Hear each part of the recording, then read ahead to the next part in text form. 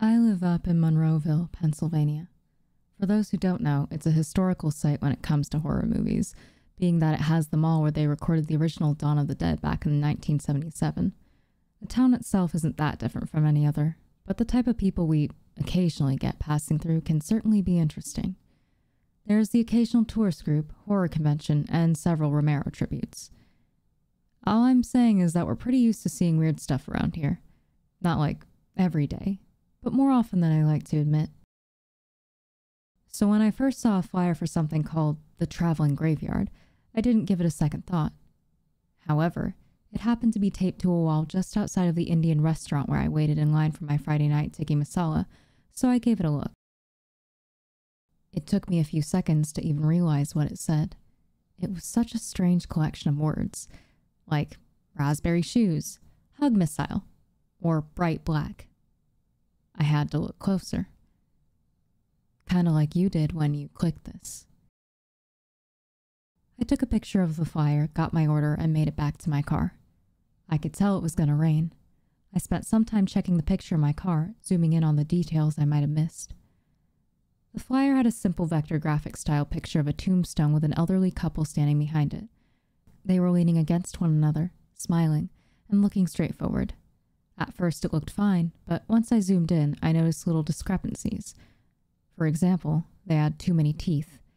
I could count several rows of them.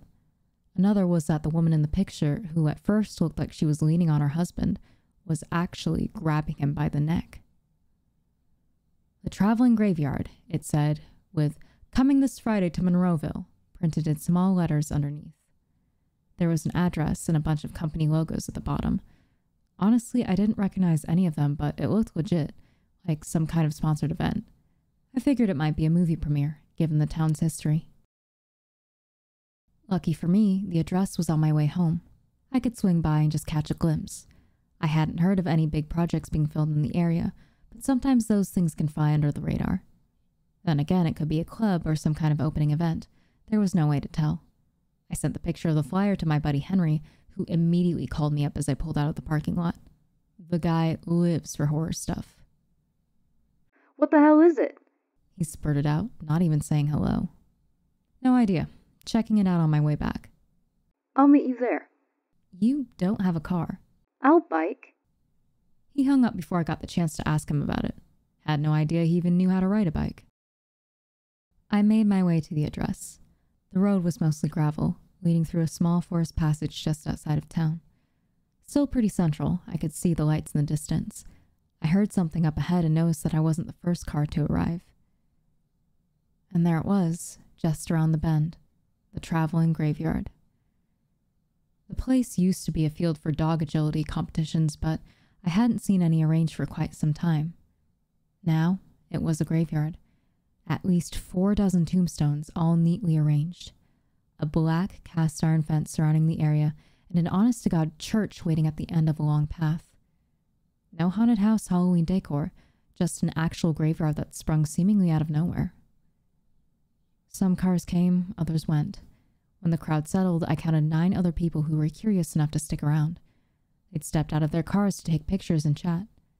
Some thought it was a kind of promotional thing. Others were convinced it was a movie set.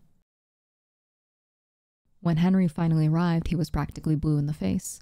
I stood there leaning against the hood of my car, having my tikka masala, and it took him a solid 3 minutes before he could even talk.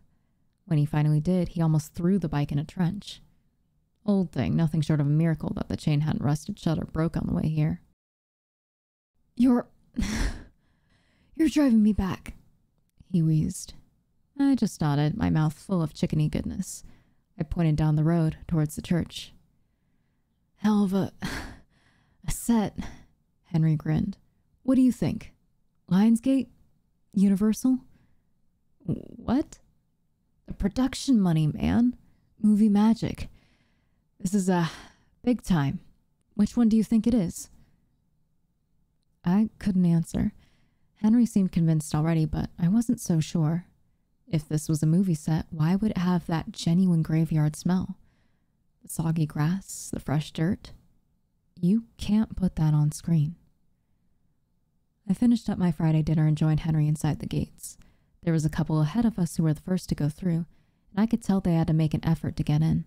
The gate wasn't just a prop, it was solid iron.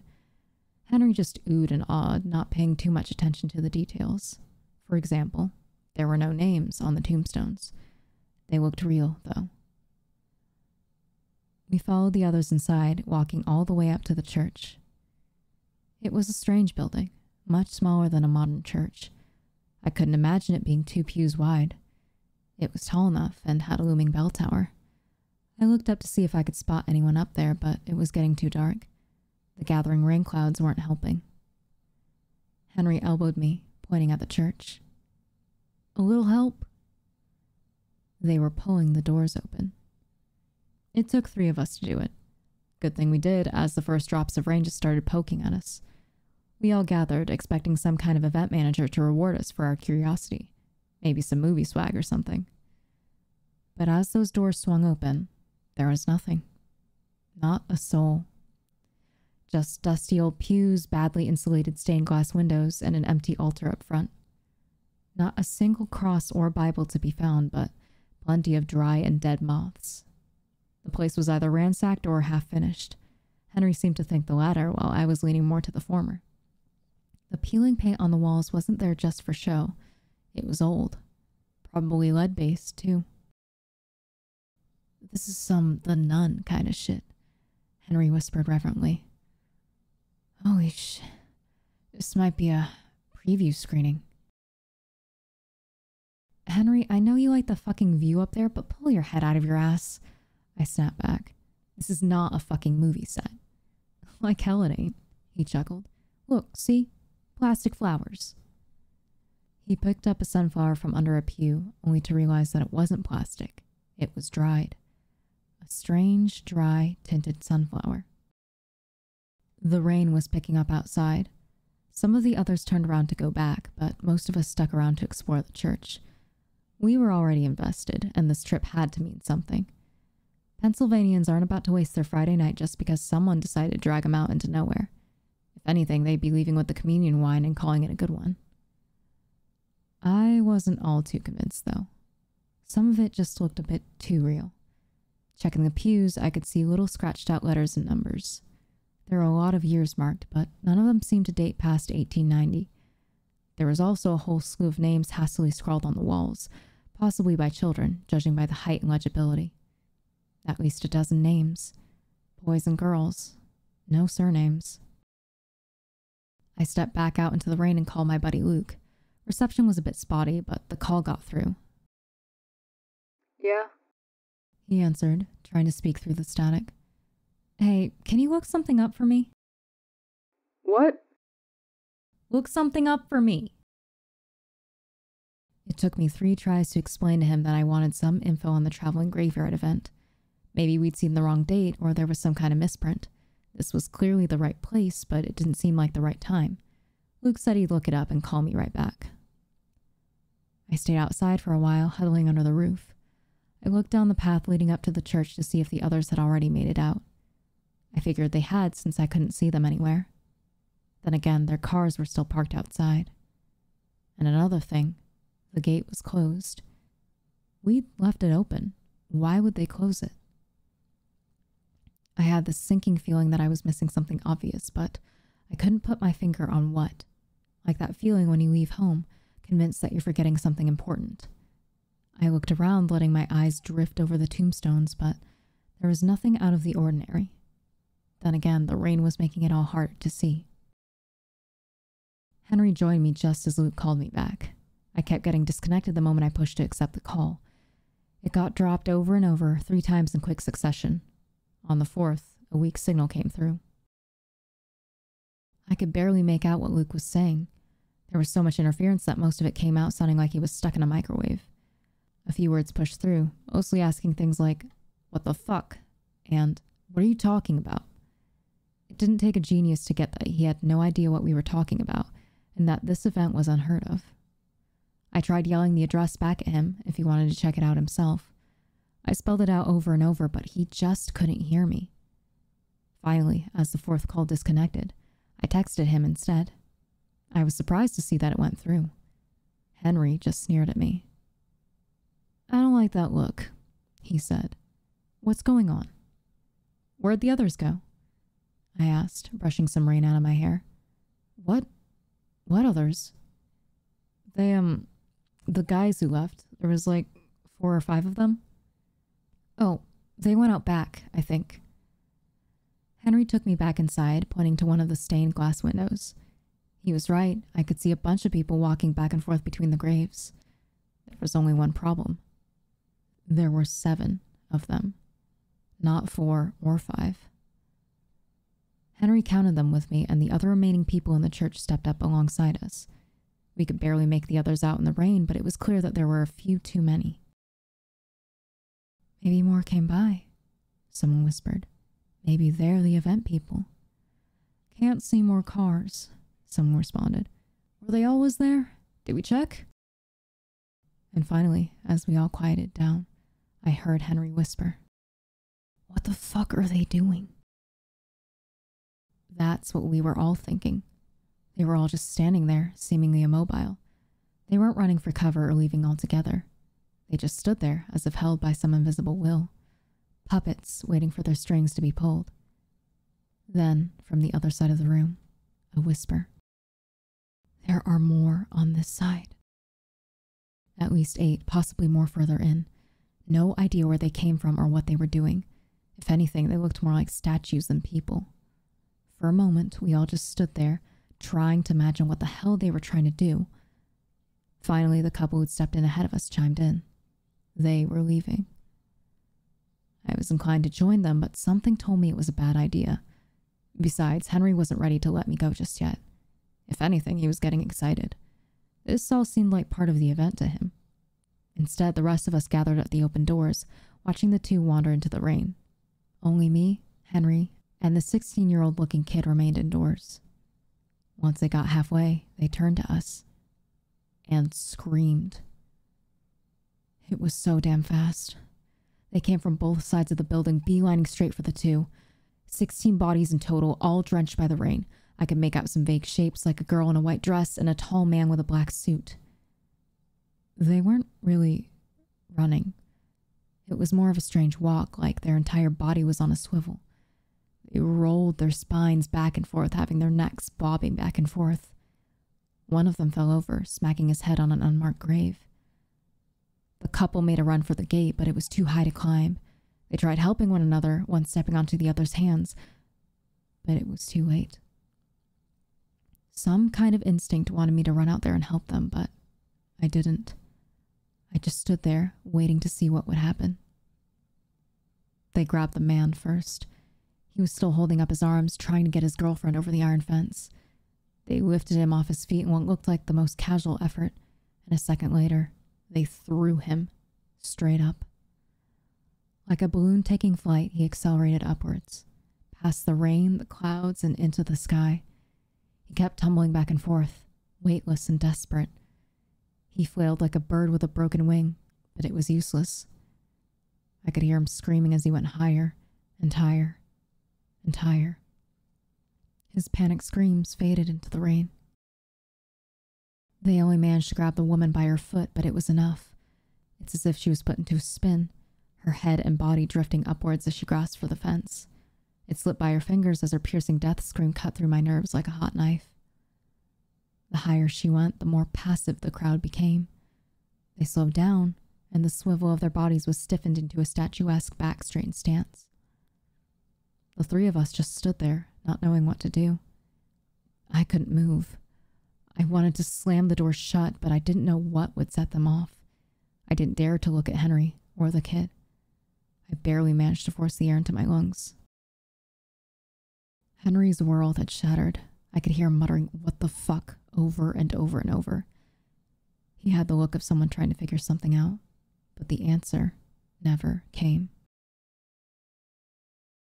After a few minutes, we moved. We noticed no one came at us. They seemed to have gone back into some kind of inactive state, and nothing seemed to rattle them. At one point, Henry almost laughed. The adrenaline must have gotten to him. "It's fine," he said. "We got this." Before I got the chance to say anything, he knocked on the door. Both me and the 16-year-old looked at him like he'd signed our death sentence. My heart leapt out of my chest. But nothing happened. He knocked, and they didn't even turn around. "Get your head straight," I whispered. "You're not just messing with your fucking life." Henry just smiled through his teeth, but I could see he was just as scared as I was. Pupils wide, short, shallow breaths. Hell, the 16-year-old was probably the only one of us actually paying real attention. She was short, with black hair, some kind of pixie cut, and had a nose ring.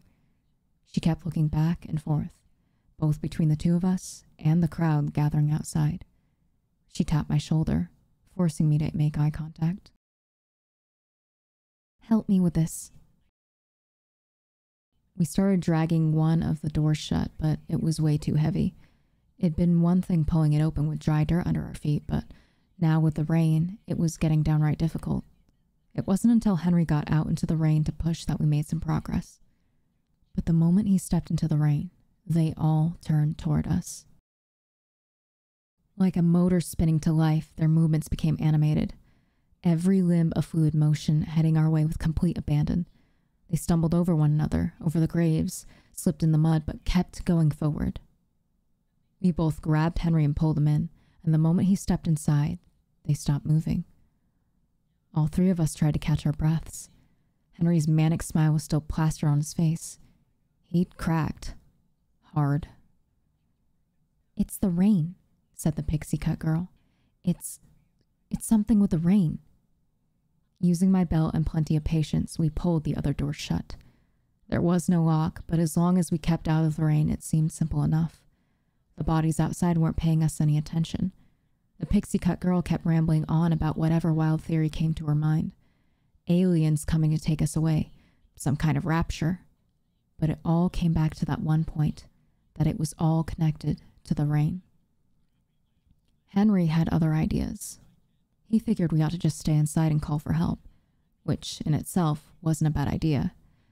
It's just that we couldn't get any coverage. Looking up, hoping some kind of god would give me a hint, I stumbled upon an idea. "The bell tower," I said. "We can climb up there." So we did. We made our way to the second floor. The pixie cut girl was the lightest of us and had the most expensive phone. We figured that the rickety old ladder would hold her. We double and triple checked it, and it seemed fine, but she was hesitant. Finally, she just shook her head. "You do it," she said, pointing at me. "I'm not getting up there."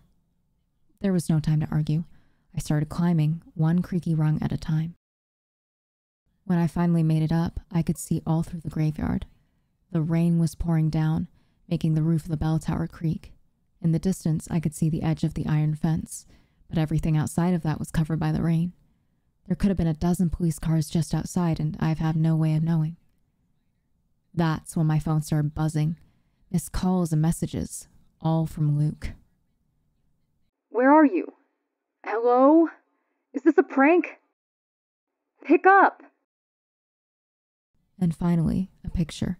A selfie of Luke standing in an open, empty, damp field. I didn't even realize how long I stared at it until I heard a breaking shingle. Drops of water made their way down my spine as a hole opened above.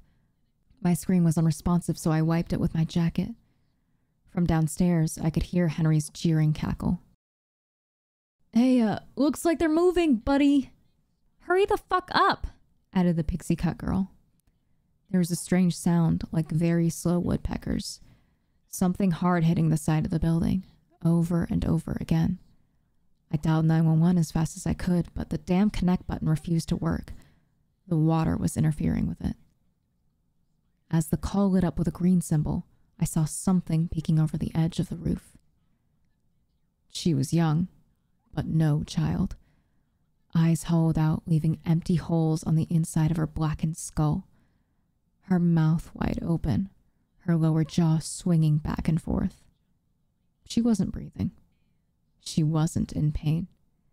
And as she dug her slippery fingers into shingle after shingle, making her way up the side of the building, I could tell that there was nothing left of a person in there. All that remained was some sort of instinct-ridden machine, aching to send me on my way.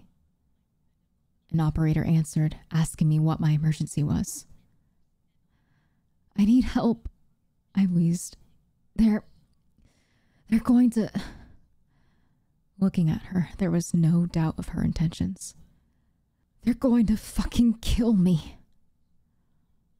I was so blindly terrified that I didn't even look behind me. Cold fingers brushed against my jacket, long, broken fingers reaching my way.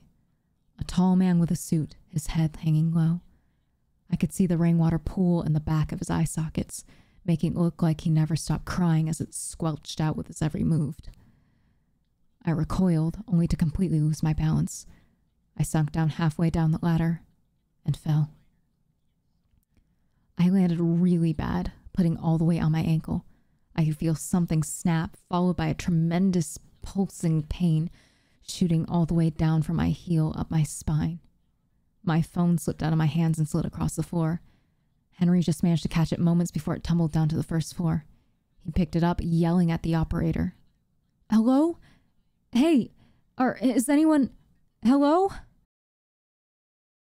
There was no response.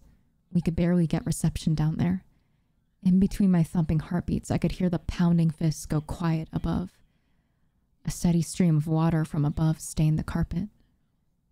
Giving in to his intrusive thoughts, Henry chucked my phone all the way across the room, breaking one of the stained glass windows. In the aftermath, I did my best to support my probably broken ankle. We used our socks as a makeshift bandage, tying it into place. It didn't help much, but it made it easier to jump on one foot. Still, every movement teased me with a tickle of pain, threatening to send shockwaves throughout my body, tearing all the way up my spine. Finally, the three of us just sat there. I don't know for how long, maybe an hour, maybe 2. The rain wasn't letting up. "What the fuck do we do?" I sighed. We can't do shit." "We fucking fight them," nodded Henry. "They're not that fast." "Try that again, but without a fucking car for a brain." "What? We can take them. I told you, we got this." The pixie-cut girl just shook her head and stayed quiet. She was working on something. We were growing tired and sluggish. If we were to do something, now would be the time. Henry had found some kind of iron rod broken off from the second floor railing. There was some weight to it, but he'd be insane to actually try to fight them with it. The pixie-cut girl had been staring straight ahead all night, tapping her foot. Then, finally, she spoke out. "I can make that fence," she said. "You got a car?" "Yeah," I nodded. "But you'll come back for us, right?" "I'll ram the gate. It's closed, but didn't seem locked." Henry shrugged his way into the conversation. "No way you'll make it," he said. "They're too close." I looked back at the broken window, then back at the pixie-cut girl. "We can draw them over." We put our plan to work. Henry and I knocked out some more glass from the window, allowing rain to trail in. We could immediately hear movement on the roof as we let the rain soak our skin. We held on, waiting for a clear sign. They started falling off the roof in droves, thunk after thunk of meat just slapping into the dirt. Not a single gasp, twitch, or grunt. We counted the bodies. 11, 12, 13. I prepared to give her the signal. 14, 15. She had pushed the door ajar and was ready to go. 16. She burst into a sprint as we moved away from the window. Henry hurried to the front door, and I followed to the best of my ability. She was gunning for it, but there was a problem. There were far more than 16 out there. There was at least double. She kept going, weaving past them. As she finally reached the far side of the fence, she leapt up, putting her foot in the middle of the bar and kicking herself upward. In one swing, she flung her lower body over the fence. "Holy shit," murmured Henry. You think she's okay?" I nodded, as if to convince myself. She'll make it. There was a beep in the distance, followed by an engine roaring to life. Moments later, the gate flung wide open. She drove straight ahead, aiming for the church. At least 8 of them toppled over, being flung left and right, smacking against the hood of the car. She'd almost made it halfway there when I heard this strange metallic groan. The car was slowing down. And lifting. It was about 2 full feet off the ground when it started to wobble. The combined touch of all those things seemed to be able to send anything off, even a car. I saw the pixie cut girl trying to get her belt off, but the added movement just made the car topple over to the side. As it tipped over to the driver's side, I saw her struggle to climb out the passenger seat. The car started to lift again, this time reaching over 6 feet. Finally, the crowd let go of it as it started slowly drifting upwards, with the pixie cut girl still in it. She was a full 10 feet off the ground when she finally got out. The rotational force flung her out, making her hang from the passenger side door in midair. Then, she slipped. We watched her slip into the crowd screaming. And then, just like those before her, she started to drift into the rain clouds. Dozens of hands sent her on her way, holding their arms high, like a silent wave goodbye. Henry nodded at me. All right then, he said. I'm going for it. I didn't react in time. He bolted out the door, swinging wildly with his iron rod. He connected with one of them, tearing off an ear and a solid chunk of jaw. Still, that did little to stop them. Luckily for Henry, he was fast. Almost fast enough to take it. We just hadn't counted on the car coming back down. Whatever up there took it didn't want it. The car came crashing down with a deafening crunch, taking both Henry and 2 of those things with it as it belly flopped into the mud. And then there was just me, my screams, and the rain. For hours, I just wandered back and forth on my own. I kept trying to make up a plan in my head, but all I ended up with was the sense of my stomach lifting into the air. That sucking kind of feeling you get when you fall. I had nothing to eat. I sure as hell wasn't going to drink the rain. In the end, I was left with only one choice. I had to try. I stepped up to the open doors, steeling myself for what's to come. I saw the crowd outside, waiting in the rain. They knew there was one left. I did that at least 4 times, stepping up, backing down. I couldn't force myself to die like that. I just couldn't. Finally, I just collapsed into the front pew, screaming in frustration. Not like that and move those things anyway. I had noticed something under one of the pews. The couple who'd been first inside had forgotten a small bag. Apparently, they'd anticipated bad weather, as there was a folded-up umbrella inside. It wasn't a good plan, I'll admit to that. I couldn't tell how these things worked. But this was the best thing I could come up with, and the greatest chance I had. I unfolded it, carefully, and tried to step outside. Just a little. As the first raindrops hit the plastic, I expected explosive movement. Instead, I got nothing. Inch by inch, I made my way outside. I tried my best to put a smooth weight on my foot, but I just ended up jumping. Taking those little jumps in the mud was close to suicide. One slip up and that'd be that. I could barely hear my panting breaths over the pouring rain. At one point, I held the umbrella at a bad angle. Some water touched the back of my leg, causing all now 40-something creatures to turn my way in an instant. I stopped, and they did too. Empty skulls all around, hungrily waiting for me to slip up. Little by little, I made my way past them. Some were only a few feet away. I walked past the gate, and I kept walking. I didn't even notice when the rain stopped, or when the sun came back out. I didn't notice I was back in that dog agility field. I barely even reacted to Luke waving me over from the parking lot. Turns out, everything was gone. Not just the people, but our cars and the graveyard itself. Only thing I could find that showed Henry had ever been there was his rusted out bike by the side of the road. Maybe the church was never there to begin with, at least not in this world. And yet, it was the realest thing that had ever happened to me. They never found the others, or my car, or anything else. Hell, it seemed like pretty much no one had even seen the flyers around town. I tried looking up the people who came there and left, but they seemed to have no recollection of ever seeing the church. I've talked to some of them here on Reddit. I checked the company logos on the flyer again, just to try and find some kind of clue. Turns out it was all fake.